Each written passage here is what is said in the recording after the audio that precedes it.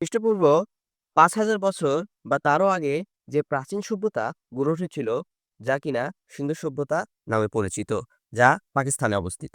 সিন্ধু সভ্যতা পাকিস্তানে অবস্থিত সত্য, কিন্তু এটার কিছু অংশ ভারতেও অবস্থিত। সেটা নিয়ে আমরা আজকে জানব না। আমরা জানব সিন্ধু সভ্যতার একটি অংশ হরপ্পা সভ্যতা নিয়ে।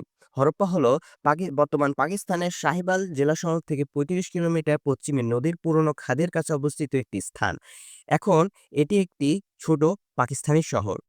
২২০০ থেকে ২০০০ খ্রিস্টপূর্বে হরপ্পা সভ্যতার দুটি উন্নত শহর ছিল, যাকে আমরা মহেঞ্জোদারো এবং হরপ্পা নামে চিনি।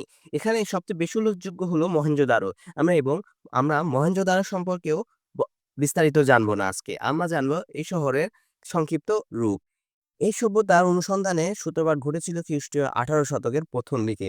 তারপর দীর্ঘ সময় ধরে ধারাবাহিক অনুসন্ধানের পর ১৯২১ সালে ব্রিটিশদের তত্ত্বাবধানে মহেঞ্জোদারো ও হরপ্পায় খনন শুরু হয়। প্রথমে স্থানটিকে বৌদ্ধ বিহারের ধ্বংসস্তূপ মনে বলে মনে করা হতো।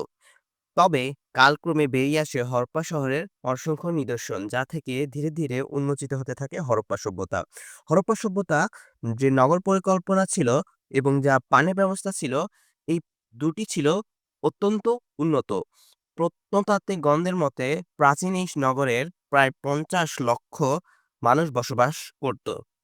তবে দুর্ভাগ্যবশত দীর্ঘ ২,০০০ বছরের খরা বিশাল এই জনপদ এবং সভ্যতাকে ধ্বংস করে দেয়। ফলে অঞ্চলটিতে দেখা দেয় অর্থনৈতিক সংকট ও দুর্ভিক্ষ। আমরা জানি যে খরা অর্থনৈতিক সংকট তৈরি করে এবং দুর্ভিক্ষ তৈরি করে, কারণ এখানে খাদ্য উৎপাদন হয় না। তাই কারণেই এতেই বিলীন হয়ে যেতে শুরু করে হরপ্পা নগরী বা হরপ্পা সভ্যতা। শুধু হরপ্পা সভ্যতা হয়নি, ধীরে ধীরে সিন্ধু সভ্যতার কিছু অংশ বিলীন হতে শুরু করে এবং আজ সেগুলো পুরোপুরি বিলীন হয়ে যাচ্ছে এবং বর্তমানের আধুনিকতায়নের কারণেই সম্পূর্ণ সভ্যতাতেই হয়তো কোনোদিন বিলীন হয়ে যেতে পারে, আশঙ্কা করা যায়। ধন্যবাদ।